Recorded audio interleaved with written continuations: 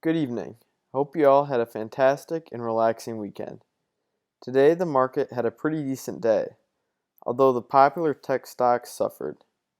The Nasdaq fell by nearly 0.4% on the day, while the S&P 500 gained a slight 0.27% and inches towards a new record high close. The Dow rocketed upwards for a gain of 1.3%, with the index being led by shares of Caterpillar and Boeing. Over the weekend, President Trump directed the federal government to provide $300 a week in enhanced employment benefits to the unemployed. An additional $100 is to be funded by the states, bringing the total enhanced benefits to $400 a week.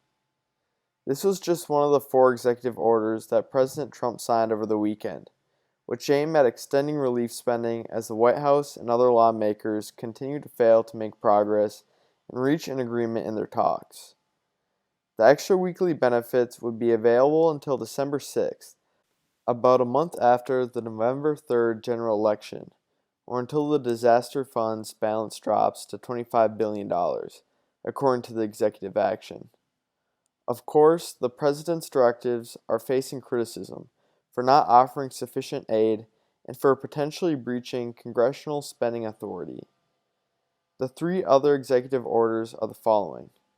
One is directed at the Treasury Department to defer the 6.2% Social Security tax on wages for employees making less than about $100,000 a year. That suspension will last from September 1st through December 31st. The payroll tax change doesn't change the underlying obligation, which means that workers and perhaps employers would still be on the hook for the taxes eventually. Mr. Trump also said Americans with federally held student loans would be able to suspend monthly payments through December 31st, and that the government would waive interest on those loans during that period.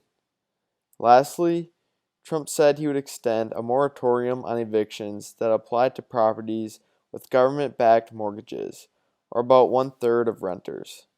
After these moves by the president, Treasury Secretary Steven Mnuchin said that the Trump administration is open to resuming talks with Democrats regarding the coronavirus relief bill. He even said that they are now willing to spend more money as a means to reach a compromise. He did not say when these talks will resume, but did say, quote, "Again, if we can get a fair deal, we're willing to do it this week," end quote. Over the weekend, the United States recorded its lowest number of new coronavirus cases in about a week, as only 47,000 new cases were reported on Sunday.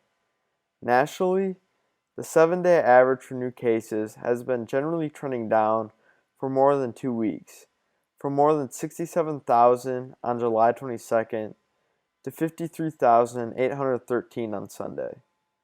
Although, total cases have now surpassed 5 million in the United States. On top of this, the drop in confirmed cases could be tied partially to a drop in testing.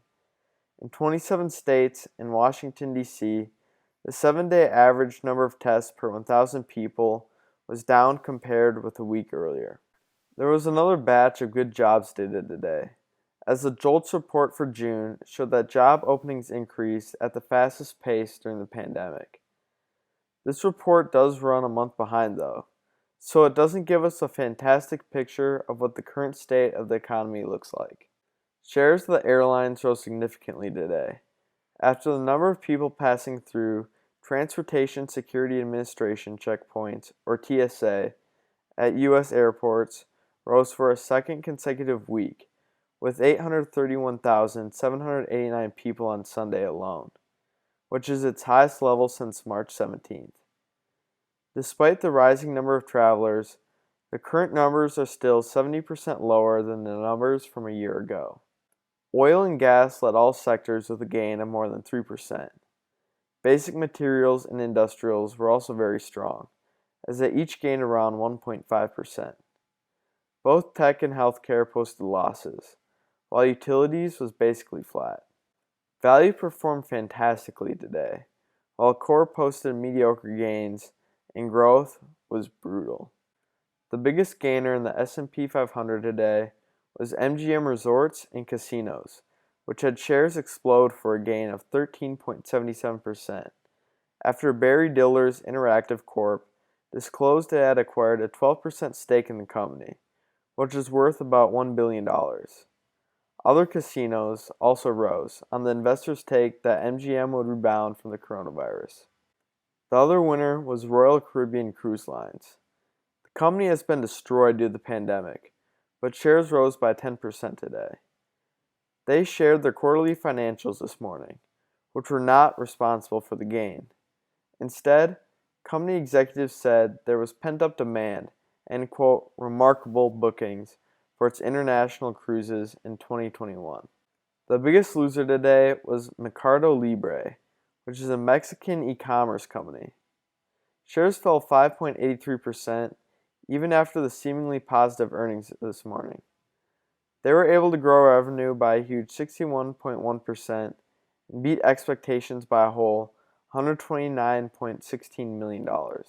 The other loser was Tyler Technologies, which is a software company that focuses on serving the public sector, such as state and local governments.